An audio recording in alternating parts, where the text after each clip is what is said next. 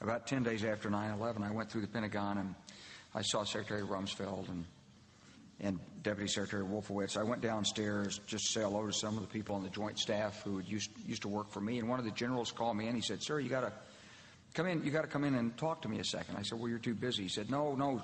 He says, "We've made the decision. We're going to war with Iraq." This was on or about the 20th of September. I said, "We're going to war with Iraq. Why?" He said, "I don't know." He said, "I guess they don't know what else to do."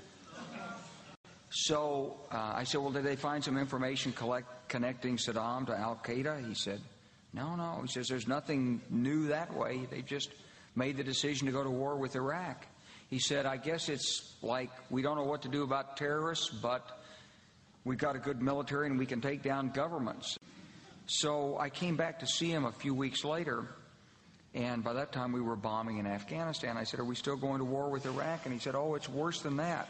He said, he reached over on his desk, he picked up a piece of paper, and he said, I just got this down from upstairs," meaning the Secretary of Defense's office, today, and he said, "This is a memo that describes how we're going to take out 7 countries in 5 years, starting with Iraq and then Syria, Lebanon, Libya, Somalia, Sudan, and finishing off Iran."